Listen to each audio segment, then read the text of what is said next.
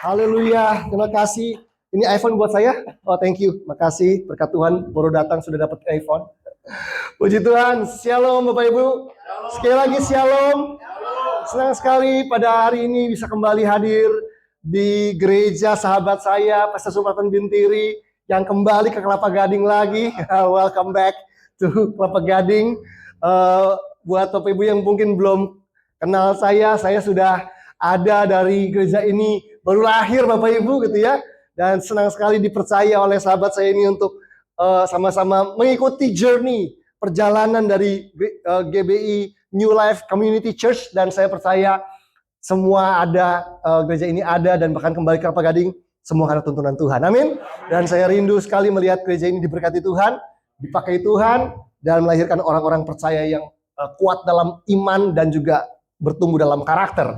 Dan buat Bapak Ibu yang belum kenal saya, mungkin ada yang belum kenal gitu ya, padahal sering ya Pastor ya, khotbah beberapa tahun ini bolak-balik, tapi yang belum kenal, kenalkan nama saya Pendeta Ferry Felani dari gereja sebelah gitu ya, nggak jauh dari sini, 7 menit kayaknya cuman di Sedayu City, City Gate Indonesia nama gereja kami. Dan Jendri juga adalah bagian dari gereja kami juga. Kami senang bisa hadir dan melayani di ibadah NLC. Kita nggak perlu insecure cek gereja sebelah gitu ya. Kita percaya satu dalam Tuhan gitu ya, sama-sama melayani generasi bersama-sama di dalam satu naungan, yaitu Allah kita yang hidup. Saya sudah dikaruniakan seorang anak laki-laki bersama dengan istri saya, namanya Fania. Hopefully kawan-kawan istri saya bisa kesini juga ya gitu ya. Istri saya pokoknya seru, heboh, gitulah. Dan punya anak laki-laki dan sama-sama melayani Tuhan. So itu aja sedikit tentang saya Bapak Ibu. Dan hari ini kita mau belajar tentang sebuah topik, sebuah judul, yaitu hidup yang benar-benar hidup. Boleh nggak sama-sama baca judulnya Bapak Ibu ya? 1, 2, 3. Hidup yang benar-benar hidup. Ini maksudnya apa sih? Bapak Ibu kasih Tuhan, manusia itu hidup, dianggap hidup kalau bernapas, katanya begitu ya. Jantungnya berdetak dan ada nafasnya begitu. Kita dianggap hidup. Tetapi Tuhan tuh menghendaki kita tuh nggak cuma sekedar ada loh, sekedar bernapas atau sekedar hidup. Sama seperti sound system ini ya, misalnya speaker ini, itu kalau Bapak Ibu lihat ada lampu warna birunya, itu artinya hidup speakernya, begitu ya. Tetapi masalahnya dia nggak boleh hanya sekedar hidup, artinya nggak cuma sekedar bisa keluarin bunyi, tapi bunyi apa yang keluar dari speaker itu? Apakah memberkati orang atau membuat orang frustasi, begitu ya dalam hidupnya. Nah, sama dengan kita dipanggil sama Tuhan tuh nggak cuma sekedar bernafas, Bapak Ibu. Jangan cuma bernapas, tapi harus berdampak. Amin. Jangan cuma bernapas, jangan cuma jantungnya berdetak, tetapi tidak punya satu kehidupan yang lebih dari sekedar hidup. Yesus mati buat kita, Yesus bangkit buat kita, Allah memberikan Roh Kudus dalam kita. Harusnya kita nggak boleh hidup sama dengan orang pada umumnya, Bapak. Kita nggak dipanggil hanya untuk menyelesaikan siklus. Manusia itu kan punya siklus hidup ya, lahir, terus besar, sekolah, SD, SMP, SMA, kuliah, bekerja, punya pasangan, menikah, punya anak, besarin anak, tua, meninggal. Kita nggak dipanggil hanya untuk itu, walaupun itu adalah bagian dari siklus kita. Tetapi saya percaya di dalam hari-hari kita harus hidup mengerjakan kehendak Allah. Di dalam kehidupan kita harus menyatakan Tuhan, mengalami Tuhan secara nyata yang membuat hidup kita benar-benar hidup. Coba kita lihat slide berikut ini. Ibrani 11 ayat 1 bilang begini, iman adalah dasar dari segala sesuatu yang kita harapkan. Firman Tuhan mengatakan bahwa iman adalah dasar. Katakan sama-sama, dasar. Iman itu adalah dasar. Jadi kalau kita pergi ke laut dan ada yang namanya dasar laut, Bapak Ibu, dasar itu adalah fondasi. Tempat di mana kita berjejak itu dasar, begitu. Iman itu adalah dasar, tempat hidup kita berjejak. Dasar ini harus kuat, harus kokoh. Faith is a foundation. Menurut Alkitab dalam terjemahan bahasa Inggris, iman itu adalah fondasi, dasar.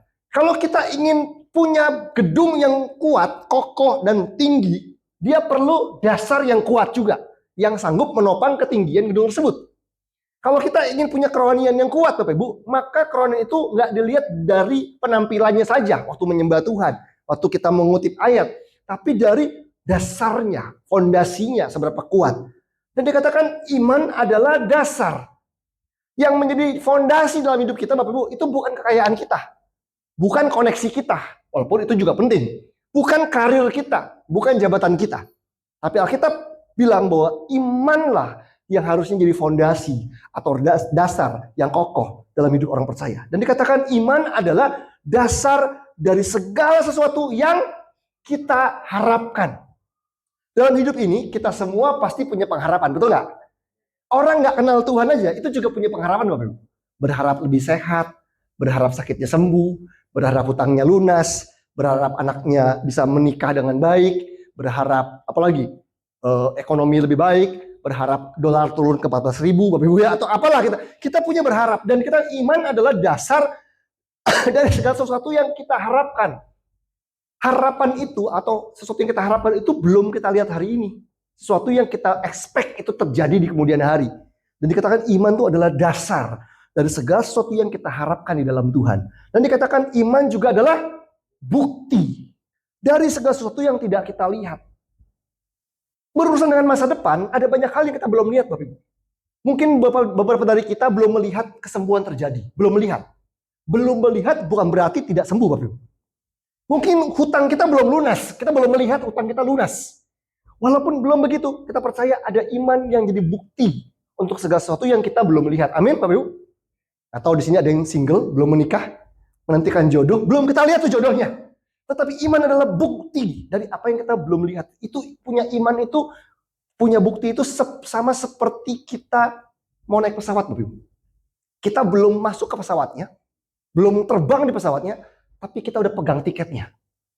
Jadi kalau kita mau pergi tahun depan ke luar negeri, udah punya tiketnya, kita tuh punya bukti bahwa kita memegang sesuatu yang jadi bukti untuk sesuatu yang kita harapkan dan bukti untuk sesuatu yang kita belum lihat. Tapi kita pasti akan meraihnya. Nah, iman itu adalah itu. Iman adalah fondasi, dasar kehidupan kita. Nah, iblis ingin kita punya fondasi rapuh. Iblis ingin kita tidak punya iman yang menjadi dasar yang kokoh untuk menopang hidup kita. Makanya Bapak Ibu, mudah bagi kita sebagai orang Kristen bilang saya punya iman. Iman kita harus kuat, gampang ngomongnya. Tetapi tahukah kita iman itu cara kerjanya seperti apa? Kenapa? Coba kita lihat slide berikut ini. Kenapa itu penting? Karena gini, karena iman adalah sebuah kata yang sering dipakai oleh banyak orang. Orang Kristen, orang agama lain, itu sering mengutip tentang iman. Betul nggak? Tetapi iman juga adalah sebuah kata yang sering disalahpahami, Bapak Ibu. Sering disalahgunakan, sering disalahpahami oleh banyak orang. Oke, saya beri contoh. Kita pasti pernah mendengar orang bilang begini, saya beriman, tahun depan saya menikah. Padahal hari ini punya pacarnya enggak. Atau kita beriman, saya beriman tahun depan semua hutang saya lunas. Nah, itu kan? Boleh dong. Saya beriman tahun depan atau 3 tahun lagi saya punya rumah sendiri. Ayo, apa lagi? Saya beriman tahun depan sakit saya sudah sembuh. Sehingga saya bisa bekerja kembali dan sebagainya.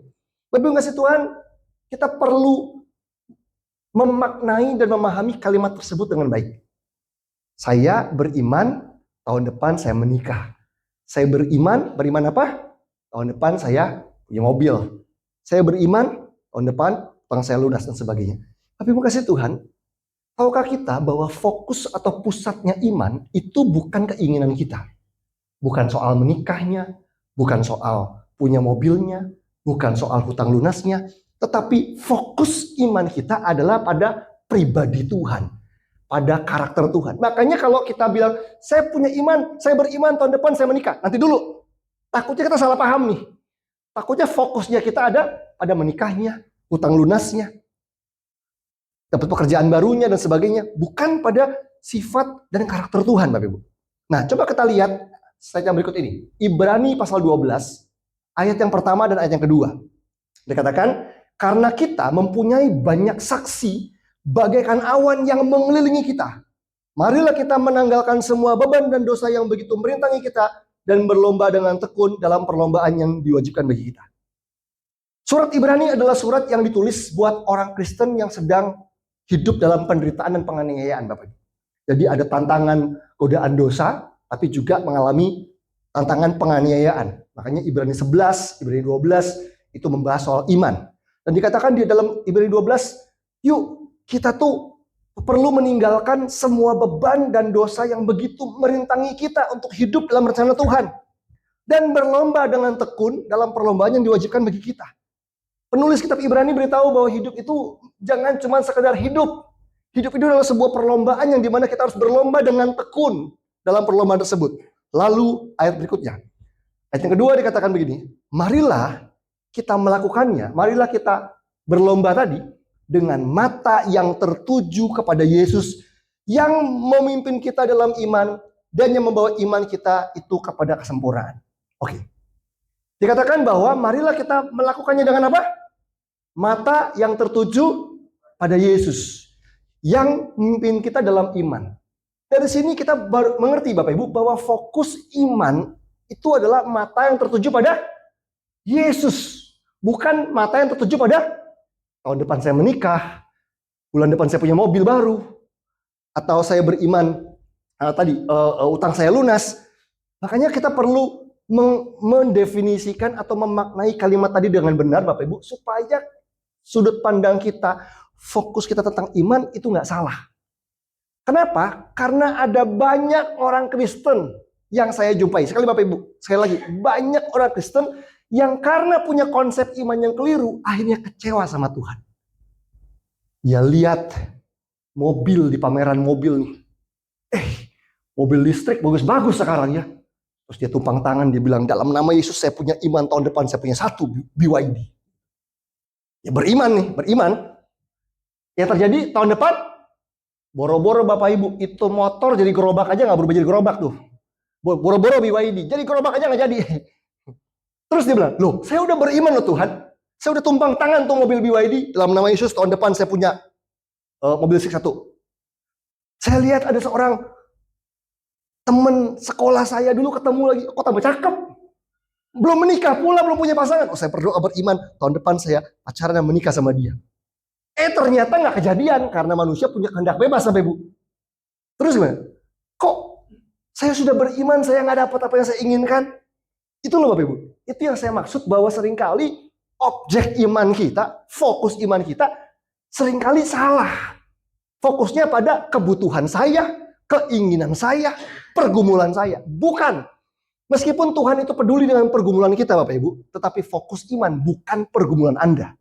Tapi fokus iman adalah pribadi Tuhan. Makanya matamu harus tertuju pada Yesus. Kalau iman kita, mata kita tertuju pada kebutuhan, itu yang bikin kita kecewa. Waktu kita berdoa dalam nama Yesus, aku beriman tahun depan saya menikah. Bapak Ibu, tahun depan kita belum tentu menikah loh yang single-single. Tapi apakah Tuhan jadi nggak baik? Apakah Tuhan jadi nggak sayang kita hanya karena kita nggak menikah tahun depan? Ada banyak faktor yang kita nggak tahu. Tapi masalahnya iman itu bukan memaksa Tuhan supaya kita menikah tahun depan. Iman itu bukan memaksa Tuhan untuk punya mobil listrik tahun depan. Iman itu bukan memaksa Tuhan utangnya harus lunas 4 bulan lagi. Iman tidak diberikan dalam hidup kita untuk memaksa Tuhan. Tetapi untuk memaksa kita, tanda kutip, untuk hidup dalam rencana Tuhan Bapak Ibu. Makanya dibilang bahwa mata yang tertuju pada Yesus yang memimpin kita dalam iman. Yang memimpin di sini siapa Bapak Ibu? Yang memimpin itu Tuhan, betul nggak? Kita yang dipimpin. Itu sebabnya orang Kristen yang nggak punya iman nggak bisa dipimpin. Orang itu kalau mau dipimpin Bapak Ibu harus percaya sama yang mimpin, betul nggak? Kalau mau dituntun, yuk. Ini salah satu anak rohani saya, Jendri, yang WL tadi ini. Minta saya ajak liburan ke luar negeri waktu itu ya. Tahun lalu ya, belum pernah ke luar negeri. Ayo Kak, kita ke luar negeri. Ke Singapura. Oh, ke Malaysia dulu, kita ke Malaysia Januari. Tahu nggak sampai Malaysia Bapak Ibu? Saya pimpin dia, kenapa? Karena saya udah bolak-balik Malaysia. Dia belum pernah. Dan dia percayanya sama saya. Makanya dia ikut. Saya ajak ke Genting, dia ikut. Saya ajak ke Chinatown, dia ngikut. Saya ajak lagi nyobain apa, dia ngikut begitu. Kenapa? Karena dia percaya saya. Kalau kita nggak percaya sama Tuhan, nggak punya iman, itu yang membuat hidup kita nggak bisa dipimpin oleh Tuhan. Nah, untuk bisa dipimpin oleh Tuhan, kita perlu punya iman, dan imannya dengan mata yang tertuju pada Yesus. Dan dikatakan, dan yang membawa iman kita itu kepada kesempurnaan. Artinya Tuhan itu rindu untuk membawa iman kita itu pada kesempurnaan. Kata sempurna di sini artinya dewasa. Tuhan ingin kita tuh punya kedewasaan dalam iman. Iman itu nggak cuma sekedar asal percaya aja sama Tuhan, tetapi iman itu punya rasa percaya yang dewasa terhadap Tuhan. Yang iman yang dewasa adalah iman yang percaya bahwa waktu Tuhan yang terbaik buat kita Bapak Ibu. Betul nggak? Tuh, anak-anak itu percaya loh orang tuanya baik. Walaupun anak-anak suka maksa. Kalau es krim harus sekarang. Kan begitu kan? Dia maksa dong. Anak saya pilek. Dia bilang, Dad, mixue dong. Mixu dong. Gitu. Saya bilang, no. Semua minum aku enggak. Jadi jahat. Saya bilang, enggak, bukan karena saya benci dia. Karena saya tahu kalau saya kasih dia sekarang, dia bakal lebih parah sakitnya. Kan begitu. Iman itu percaya, bukan saya untuk sekedar menerima. Jadi waktu sekalipun saya bilang tidak untuk permintaan anak saya, bisakah anak saya percaya bahwa itu yang terbaik? Kalau iman anak-anak, langsung tantrum Bapak Ibu. Langsung ngambek. Tuhan gak sayang saya. Itu iman yang anak-anak. Maksa, masih maksa. Tapi iman yang dewasa percaya bahwa cara Tuhan yang terbaik Bapak Ibu. Iman yang dewasa itu percaya bahwa rencana Tuhan yang terbaik. Iman yang dewasa itu percaya bahwa waktunya Tuhan yang terbaik buat kita. Itu sebabnya Tuhan mau membawa kita pada iman yang mencapai pada kedewasaan, kesempurnaan. Lalu dikatakan, yang dengan mengabaikan kehinaan, tekun memikul salib. Loh, ini lagi ngomongin iman, tiba-tiba ada ngomongin kehinaan. Yang dengan mengabaikan kehinaan, tekun memikul salib, ganti sukacita yang disediakan bagi dia, yang sekarang duduk di sebelah kanan tahta Allah. Bapak Ibu kasih Tuhan, iman itu diberikan dalam hidup kita, ternyata juga untuk kita mengabaikan kehinaan, supaya kita tekun memikul salib. Begini loh maksud saya Bapak Ibu. Hanya karena kita punya iman yang benar terhadap Tuhan, nggak selalu hidup kita tuh naik terus Bapak Ibu. Entah ini good news or bad news buat kita. Tapi hidup itu realistis, betul nggak sih? Ada kalanya waktu kita hidup dalam iman, hidup kita tuh bukan penghasilannya tambah naik terus, semuanya jadi bagus terus. Ada kadang-kadang kita dibawa turun sama Tuhan dan merasa tanda kutip dipermalukan. Walaupun ada hal-hal tertentu yang sebetulnya kita nggak perlu malu. Kita nggak bikin jahat, kita nggak bikin dosa. Cuma memang di mata orang, kok kayaknya gitu doang, kok kayaknya jadi turun. Contoh begini Bapak Ibu. Ada orang punya usaha, biasanya jadi bos kan? Punya usaha, punya toko atau punya apa. Bangkrut. Waduh, bangkrut usaha saya. Warga harus makan. Akhirnya dia mendaftar menjadi ojek online, transportasi online, baik itu mobil ataupun motor. Ada loh yang malu, kok saya jadi ojol sih, jadi transportasi online, tadinya saya bos, tadinya saya punya usaha. Bapak Ibu, kalau memang itu yang sedang terjadi, percayalah bahwa iman itu diberikan Tuhan untuk Anda mampu mengabaikan kehinaan, untuk Anda tekun memikul salib. Hari itu mungkin ketika Anda turun nih, menurut dunia begitu kan, Anda tadinya bos nih, punya usaha nih, bangkrut, jadi harus jadi ojek online. Buat orang itu kehinaan, walaupun menurut saya nggak perlu malu. Tapi bisakah kita tekun memikul salib dengan mengabaikan kehinaan? Karena kita percaya bahwa selama itu jujur, selama itu tidak merugikan orang lain, nggak berbuat dosa, nggak bertentangan sama firman Tuhan, yuk kita kerjakan yang terbaik. Karena seringkali orang Kristen memakai iman hanya demi egonya, hanya demi kesombongannya, hanya demi nggak mau kalah sama tetangga Bapak Ibu. Tetangga baru punya ini baru, emangnya gue nggak bisa, gue punya Tuhan yang besar. Loh, iya Tuhannya besar, tapi Tuhan itu bukan untuk diadu, Bapak. Bukan untuk adu kaya, bukan untuk adu liburan. Wah, dia liburan bisa ke Singapura, aku nggak bisa. Tinggal di Bekasi, hidup di Bekasi, liburan di Bekasi. Aku di Bekasi, sepanjang hidupku di Bekasi. Dan nggak apa-apa. Yang penting nggak punya utang, gitu kan? Tapi Tuhan itu nggak perlu dipakai iman itu hanya untuk ngebuktiin diri bahwa kalau kamu liburan Singapura, saya ke Jepang. Kamu ke Jepang, saya ke Eropa. Bukan untuk itu. Iman itu bukan untuk itu, Bapak Ibu. Makanya iman itu yang dengan mengabaikan kehinaan, karena kita orang Kristen seringkali mudah merasa terhina padahal nggak dihina. Sering malu untuk hal yang nggak perlu malu. Bikin dosa harusnya malu, nggak malu. Melayani, turun ke bawah, harusnya nggak perlu malu. Ini malu, kebalik kan orang Kristen.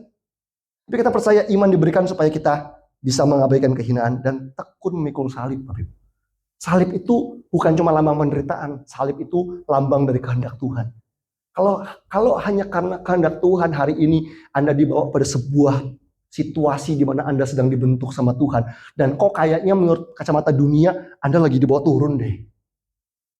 It's okay. Yusuf itu dibawa turun. Dari rumah bapaknya dengan semua kemewahannya masuk ke sumur. Tapi sumur ternyata adalah jalan menuju istana, Bapak Ibu. Ya kan? Nah, cuman kalau kita belum udah merasa terhina, kan dulu saya putra kesayangan Yakub, ngapain saya ada di rumah Potifar jadi pembantu? Terus dia tantrum, nggak memberi yang terbaik. Terus difitnah masuk penjara, terus ngedumel, nggak memberi yang terbaik. Kira-kira bakal jadi Perdana Menteri nggak Yusuf? Dengan attitude kayak begitu? Nggak mungkin kan? Makanya kita perlu mengabaikan kehinaan dan tekun memikul salib karena kita percaya ada Tuhan yang menyertai kehidupan kita. Coba kita lihat slide berikutnya. Fokus iman ialah pribadi Allah, bukan apa yang kita inginkan. Jadi iman itu adalah percaya pada pribadinya, Bapak Ibu. Pribadi Allah, bukan fokus pada diri sendiri atau keinginan kita. Berikutnya kita lihat slide-nya. Iman itu bicara soal mengenal Allah, Bapak Ibu. Iman itu bicara soal mengenal Allah. Kita nggak mungkin percaya sama Tuhan kalau kita nggak kenal Dia. Saya nggak mungkin percaya pada Pastor Supratman Bintiri kalau saya nggak mengenal Dia. Kita tahu dong barang yang paling private apa sih di hidup kita? Dompet, handphone, gitu kan Bapak Ibu ya? Kunci mobil. Mungkin nggak kita percayakan itu sama orang yang tidak kita kenal dan tidak kita percaya? Takut hilang dong. Kenapa? Ada teman kita pegang kita nggak apa-apa? Karena kita percaya Dia. Makanya kenapa kita percaya Allah? Karena kita mengenal Dia. Makanya project mengenal Allah ini penting, Bapak Ibu. Kita perlu jadi jemaat yang mengenal Allah. Dalam ibadah, dalam keseharian, dalam saat teduh kita harus mengenal Allah. Makanya Paulus bilang, yang kuhendaki ialah mengenal Dia dan kuasa kebangkitannya. Karena iman bicara soal mengenal Allah. Bapak Ibu. Kita kenal sifat-sifatnya, kita kenal kasih-Nya, kita kenal keadilannya, kita kenal segala kesempurnaannya. Sehingga kita berani mempercayakan seluruh hidup kita pada Allah. Berikutnya, kita lihat lagi slide berikutnya. Bapak Ibu, mengenal Allah itu lebih penting dari mendengar suara Allah. Mengenal Allah itu sekali lagi lebih penting dari mendengar suara Tuhan. Saya bukan anti mendengar suara Tuhan, sama sekali enggak, Bapak Ibu. Saya sangat percaya suara Tuhan. Saya percaya di dalam Alkitab Allah kita itu berbicara kepada umatnya. Dia bisa bicara melalui Roh Kudus-Nya, melalui firman-Nya, melalui situasi. Allah bisa berbicara. Tetapi jujur deh, ada momen-momen di mana kita nggak dengar suara Tuhan kan? Lagi butuh-butuhnya, kok nggak denger gitu. Sama kok kayak kita punya istri, punya pasangan. Saya dan istri saya nggak selalu dengar suaranya. Walaupun suara istri saya tuh enak ya dari kuping gitu ya. Tapi saya nggak selalu dengar suaranya. Saya lagi di sini, mungkin handphone saya mati atau handphonenya dia mati, saya nggak dengar suaranya. Tapi ada yang lebih penting daripada mendengar suara, yaitu mengenal pribadinya. Istri saya itu kenal banget suaminya nih. Saya adalah orang yang kalau makan itu nggak suka asam dan pedas, Bapak Ibu. Itu kalau digabung asam dan pedas, itu cuma Jendri Maliota yang suka sama Pastor Supratman nih. Ini geng-geng Indonesia Timur, Manado dan sebagainya. Itu combo pedas asam. Waduh. Kalau buat saya, Bapak Ibu, ya ampun, mending saya disalip aja deh, mendingan daripada makan asam pedas ya. Asam lambung naik, gak bisa nikmatin. Jadi kalau istri saya waktu ajak liburan ke Bangkok, dia bilang, sayang kita makan tom yum, kamu aja, gitu ya. Sorry saya nggak makan tom yum, saya makannya babi, gitu kan. Jadi dia tahu saya nggak suka asam dan manis, asam dan pedas. Istri saya tahu bahwa saya nggak ngopi, Bapak Ibu. Jadi mohon maaf jemaat NLC yang ngajak ngopi, saya nggak ngopi. Tapi kalau makan es krim, gelato, rasa kopi, saya oke. Tapi ngopi enggak. Minuman saya adalah teh tawar panas, Bapak Ibu. Teh tawar panas, udah kayak encek-encek minumnya. Teh tawar anget. Itu udah paling favorit saya minum. Istri saya tahu banget. Nah, saya kalau pelayanan hari Minggu, kan sering kadang-kadang kalau nggak khotbah di gereja sendiri, khotbah di gereja lain gitu ya, pagi, siang, kadang siang saya nyusul ke gereja saya, istri saya suka nggak ikut, jadi istri saya suka di gereja begitu, siang saya nyusul, sore saya nyusul, atau malam saya nyusul. Nah, kalau nyusul malam Bapak Ibu ya, ibadahnya selesainya agak malam, pas begitu nyusul itu dari daerah Puri, dari daerah mana gitu ya, dari daerah Teluk Gong, dari mana, itu udah menjelang dinner. Saya suka kontak istri saya, kamu di mana sayang? Gitu. Nah kadang-kadang kalau udah malam tuh suka makan di sekitar Kelapa Gading kan, karena gereja kami Sedayu City tuh jadi either di Kelapa Gading, Sedayu City, tempat makanan banyak Pak Ibu. Dia tinggal bilang, lagi di sini ya say, nyusul gitu ya. Dan dia udah tahu kemungkinan kalau pelayanan seharian Bapak Ibu itu makan saya tuh pasti berantakan lah gitu, nggak teratur begitu, ya kadang buru-buru. Jadi pasti dia ingin suaminya itu makan enak kalau malam, gitu kan. Nah biasanya biar lebih mantep nih, biasanya saya suka nanya, Di situ tuh ada makanan apa di restoran itu, tempat makan itu. Ada yang dia fotoin menunya begitu. Maksudnya adalah tolong pesenin dulu gitu. Supaya begitu saya tiba, kairosnya itu juga tiba gitu. Datang tuh makanan gitu. Kalau bisa tepat waktu lebih mantep, masih panas gitu. Tapi intinya saya nggak mau nunggu karena udah kelaparan nih. Seharian Bapak pelayanan khotbah bisa 4-5 kali, begitu nyampe Kelapa Gading malam-malam kalau belum makan itu rentan dapat penglihatan Bapak Ibu. Sate babi penglihatannya kan nasi padang semua, bubur babi. Jadi saya udah bilang tolong pesenin ini. Begitu saya nyampe makanan tersedia, kita makan, enak kan? Satu kali selesai khotbah menjelang malam, saya tanya, saya chat istri saya, kamu di mana? Kita mau makan di sini, susul ya. Begitu. Oke, saya tahu tempatnya, saya mau nyusul. Begitu saya mau balas lagi, buat telepon dia lagi, habis salaman sama jemaat, HP saya mati Bapak Ibu, nggak bawa baterainya habis dan nggak bawa power bank.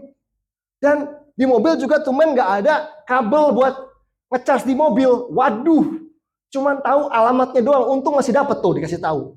Tapi masalahnya saya kan nggak bisa hubungin dia untuk pesan makanan kan, begitu. Oh, istri saya mungkin telepon saya kok nggak diangkat-angkat begitu ya, mati kali HP-nya begitu.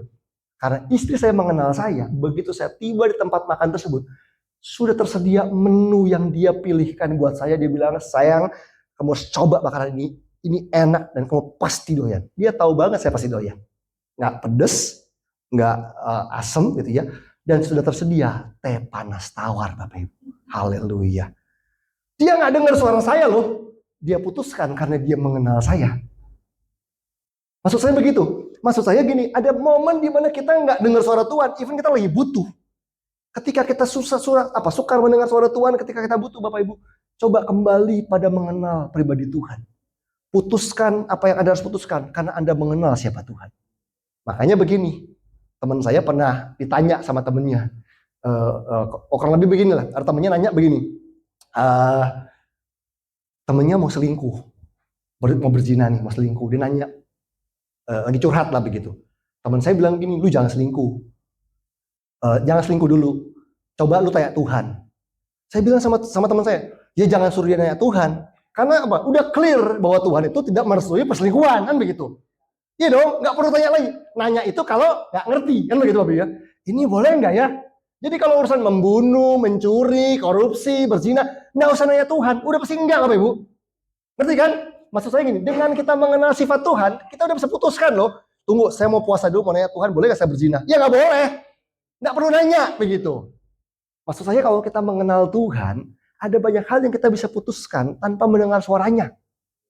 Walaupun dalam kes-kes tertentu kita perlu suaranya dan dia pasti berbicara pada kita Bapak Ibu. Tapi mengenal Tuhan itu lebih penting. Dan iman itu soal mengenal Tuhan. Berikutnya, ayat berikutnya, Roma 10:17. Ini pengajaran dasar loh soal iman Bapak Ibu. Ini kalau nggak dibenahi, banyak orang Kristen suka kecewa sama Tuhan. Bilangnya punya iman, tapi kecewa sama Tuhan karena yang dia fokuskan pada keinginannya. Roma 10:17 bilang begini, jadi iman itu timbul, katakan sama-sama timbul. Iman itu timbul dari pendengaran dan pendengaran akan oleh firman Kristus. Bapak Ibu tahu timbul gak sih? Bukan makanan ya, bukan juga pelawak ya, bukan ya. Timbul itu adalah sebuah kejadian ketika sesuatu yang dari dalam itu muncul keluar, timbul. Betul ya? Kalau kita nyemplungin sesuatu dan dia ngambang di bola atau balon gitu di air gitu, terus dia timbul naik ke atas itu, timbul. Atau orang lagi nyelam terus dia naik, timbul begitu. Iman itu timbul, Bapak Ibu. Dalam bahasa Inggrisnya dikatakan faith comes by hearing. Iman itu comes, datang. Seringkali yang terjadi, kita tuh bukan imannya timbul, kita yang nyelam-nyelam nyari iman. Itu yang saya bilang iman maksa. Iman itu nggak maksa. Iman itu timbul dari pendengaran dan pendengaran oleh firman Kristus. Jadi ternyata untuk kita mengalami iman itu timbul, tugas kita adalah dengar, Bapak Ibu. Dengar, terus-menerus dengar firman, terus-menerus baca firman, terus-menerus isi hati dan pikiran kita dengan firman. Waktu isi terus, kita dengar terus, satu kali Roh Kudus trigger firman itu dan jadi iman, Bapak Ibu. Makanya bahan dasarnya iman itu firman.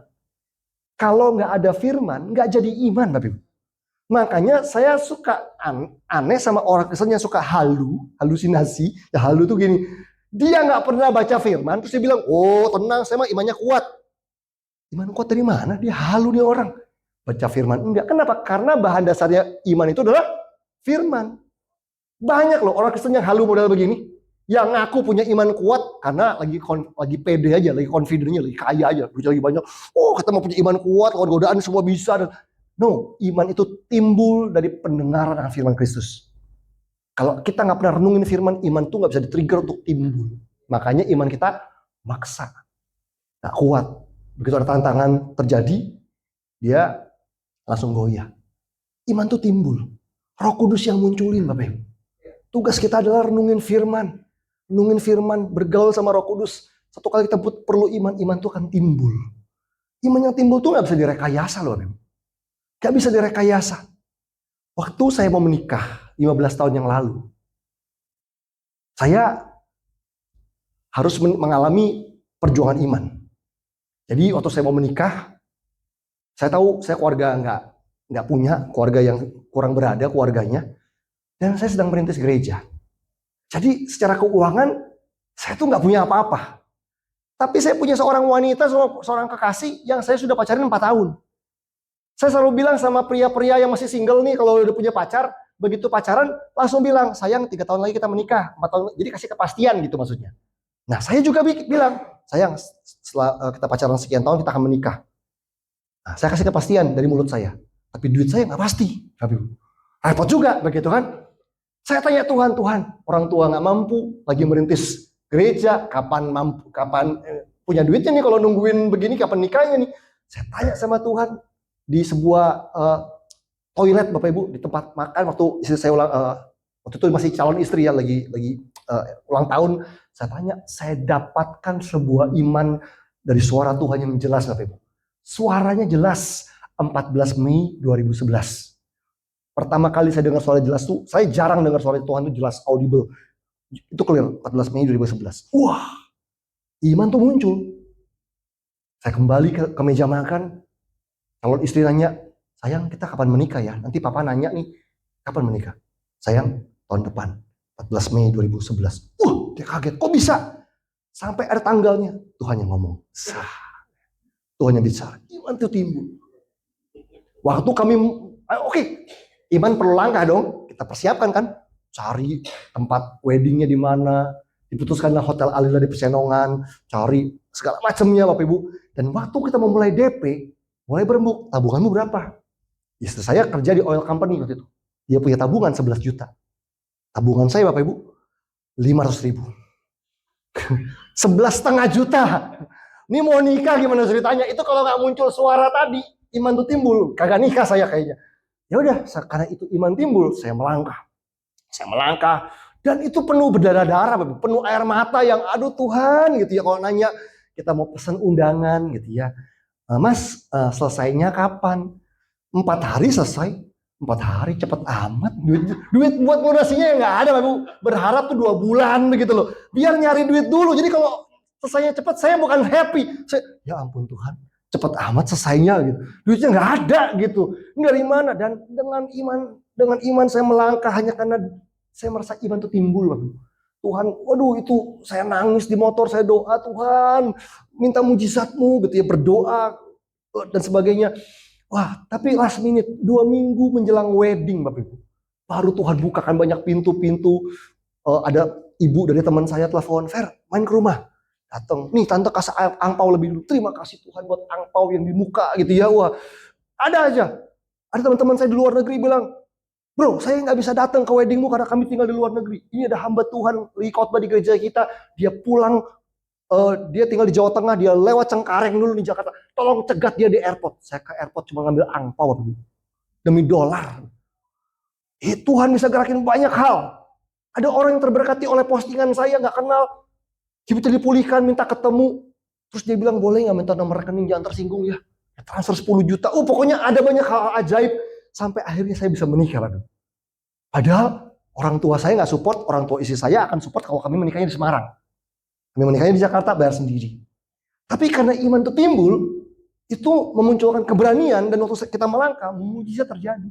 Nah, waktu saya bisa menikah dengan luar biasanya di Hotel Alila, 14 Mei 2011, teman saya lihat, wah, boleh kita tiru nih imannya Ferry nih. Dia tiru, dia mau menikah, dia nggak punya duit, dia beriman juga. Yang terjadi adalah nggak bisa bayar, Bapak Ibu. Karena imannya nggak timbul. Dia maksa ingin punya pernikahan kayak saya, even imannya nggak timbul. Imannya timbul kan hasil hubungan saya dengan Tuhan, untuk saya bergumul sama Tuhan kan. Wah, dia coba pokoknya menantikan Tuhan sampai udah mau last minute lah, Bapak Ibu, kurang berapa hari, duit tetap masih nggak ada. Cuman baru kebayar 10%. Dia nego-nego, dia bilang boleh nggak setelah pesta aja. Kan angpau terkumpul tuh, gitu ya. Buka angpau, baru kita lunasin. Ya udahlah, menikah, angpaunya habis buat bayar wedding, ya udah deh begitu. Angpau terkumpul, dibuka, ya ampun Bapak Ibu, cuman nambah 20% doang. Tetap kurang, dan akhirnya itu menjadi hal yang berat dalam hidup dan pernikahan mereka. Karena iman itu timbul, Bapak Ibu. Gak bisa maksa.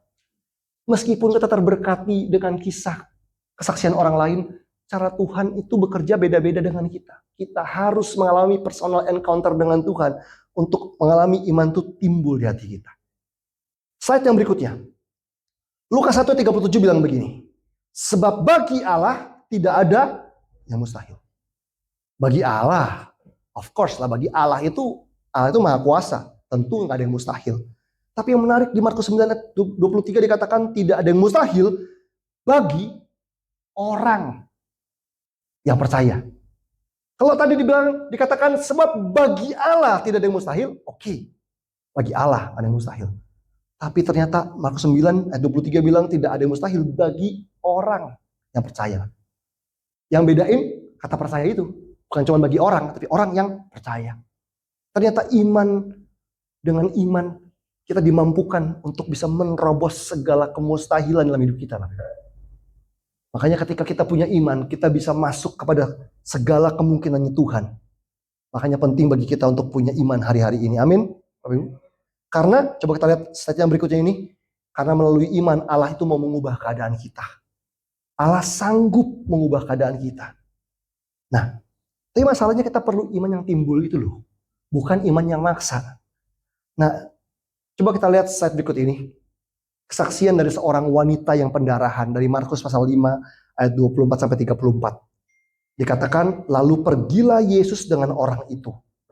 Orang banyak berbondong-bondong mengikuti dia dan berdesak-desakan di dekatnya. Jadi Yesus itu terkenal, famous banget, terkenal.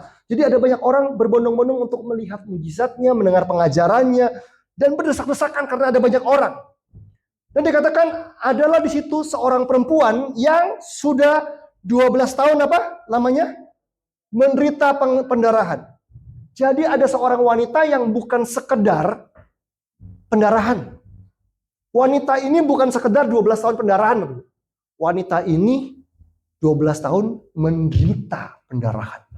12 tahun dia bukan cuma pendarahan, menderita karena pendarahannya. Menderita secara finansial, menderita secara emosional, menderita secara fisik. Mungkin karena pendarahan terus menerus, badannya lemas, badannya kurus, wajahnya pucat, gak bisa berfungsi dengan baik di pekerjaan, gak bisa jadi ibu yang baik, istri yang baik. Pokoknya dalam segala hal wanita ini betul-betul menderita selama 12 tahun. Ayat 26 mengatakan ia telah berulang-ulang diobati. Artinya wanita ini gak diam saja. Dia berulang-ulang cari cara, berulang-ulang diobati oleh berbagai tabib. Dia gak pasif, dia gak diam saja. Dia cari dokter satu, dia pindah dokter lagi, dia cari tabib satu, dia pindah tabib yang lain. Sehingga telah dihabiskannya semua yang ada padanya. Sampai habis aset, uang, tabungan habis.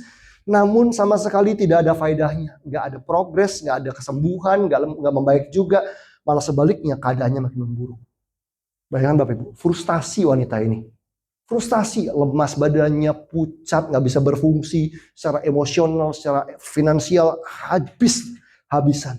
Sampai ayat berikutnya, ayat 27 dikatakan, dia sudah mendengar berita-berita tentang Yesus. Firman Tuhan bilang apa? Iman itu timbul dari pendengaran.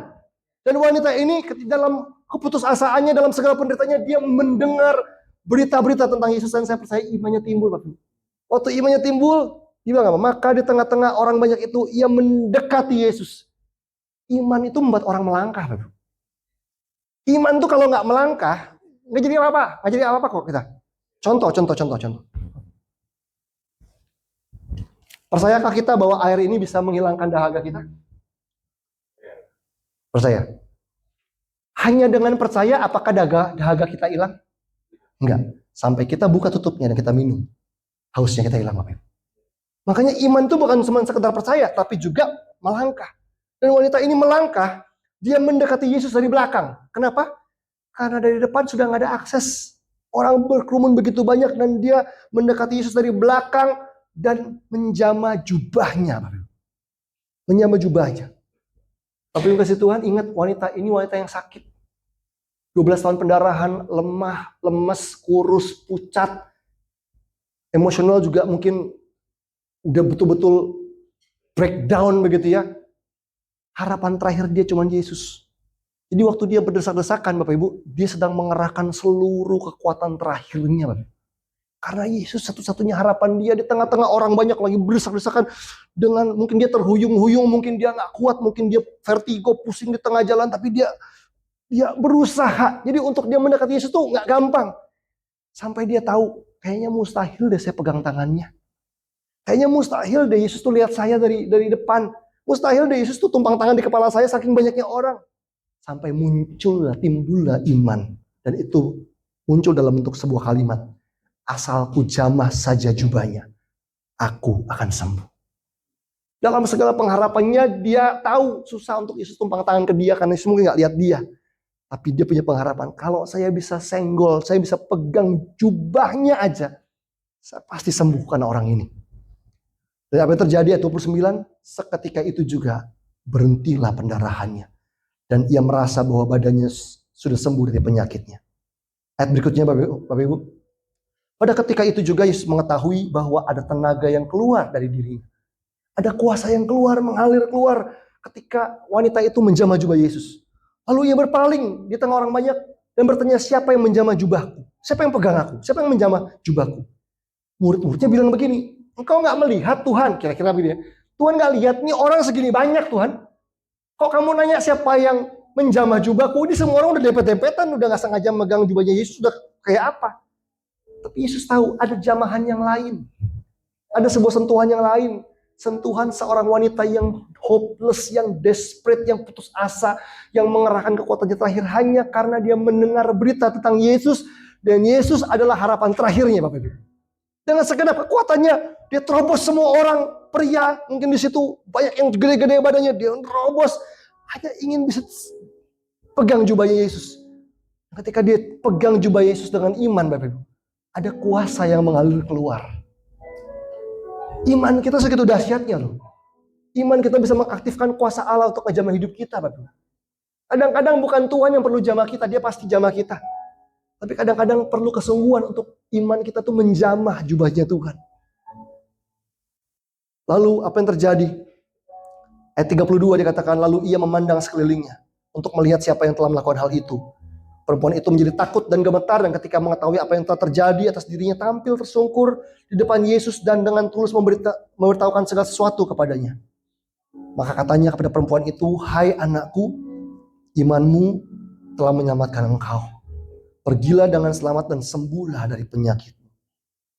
Yesus bilang, hai anakku, hai wanita yang sudah menderita pendarahan 12 tahun, hai wanita yang selama ini gak bisa berfungsi karena sakitnya, hai wanita yang gak berdaya, putus asa, kurus, kering, pucat. Imanmu telah ngubahin keadaanmu. Telah menyembuhkan apa yang gak bisa disembuhkan oleh semua tabib. Imanmu itulah yang membuat kamu mengalami perubahan hidup. Dan iman itulah yang kita perlukan hari-hari ini Bapak Ibu. Untuk mengubah keadaan kita. Amin. Berikutnya, kita lihat slide berikutnya Bapak Ibu. Kita perlu tahu ada dua sisi iman. Ada dua sisi iman. Iman kita harus seimbang. Ada dua sisi iman seperti mata koin. Sisi iman yang pertama adalah waktu kita minta dan Tuhan kasih Bapak Ibu. Kita minta kesembuhan dengan iman, Tuhan kasih. Kita minta anak, Tuhan kasih. Kita minta pekerjaan, Tuhan kasih. Ada kalanya kita mengalami sisi iman yang pertama. Tetapi ada sisi iman yang kedua. Yaitu waktu Tuhan yang minta dan kita harus kasih. Abraham ngalamin dua-duanya. Abraham mengalami ketika dia minta anak sama Tuhan. Dia minta Ishak sama Tuhan. Dan Tuhan kasih. Dia mengalami sisi iman yang pertama. Tapi Kejadian pasal 22. Kepercayaan Abraham diuji. Di momen itu. Iman berbicara tentang ketika Tuhan minta Ishak. Anak yang Tuhan kasih diminta sama Tuhan. Anak yang tunggal, yang satu-satunya yang paling berharga diminta sama Tuhan. Dan Abraham tahu dia harus kasih. Iman bukan cuma waktu kita dapat sesuatu dari Tuhan, Bapak Ibu. Kita perlu iman untuk menyerahkan sesuatu sama Tuhan. Sesuatu yang berat untuk kita kasih ke Tuhan. Tapi kita tahu Tuhan sedang minta itu. So, sore hari ini, apa yang jadi Ishak di hatimu? Apa Ishak-Ishak di hati kita yang Tuhan lagi minta sama Tuhan? Berani gak kita kasih? Kalau kita berani kasih, saya percaya Tuhan gak pernah berhutang. Kalau kita berani lepas itu sama Tuhan, Tuhan akan ganti apa yang hilang, apa yang kita lepaskan. Berlipat kali ganda, Bapak Ibu. Dan pada akhirnya, saat yang terakhir adalah ini, bahwa iman itu dikasih ke hati kita sama Tuhan. Bukan untuk kasih makan keserakahan kita. Bukan untuk kasih makan keegoisan kita. Bukan untuk kasih makan kedagingan kita. Bukan supaya kita jadi makin duniawi, makin egois sama orang, makin gak peduli sama orang, cuman sibuk bersaing sama orang lain, merasa lebih hebat daripada orang lain. Bukan itu. Tapi iman itu diberikan di hati kita sama Tuhan, supaya kita bisa hidup dalam kehendak Tuhan. Kita bisa melakukan apa yang jadi kerinduan Tuhan. Apa yang menjadi kehendak Allah. Kiranya hari ini iman kita timbul, iman kita bangkit, karena saya percaya Tuhan rindu untuk mengerjakan perkara yang besar. Mari kita bangkit berdiri sama-sama.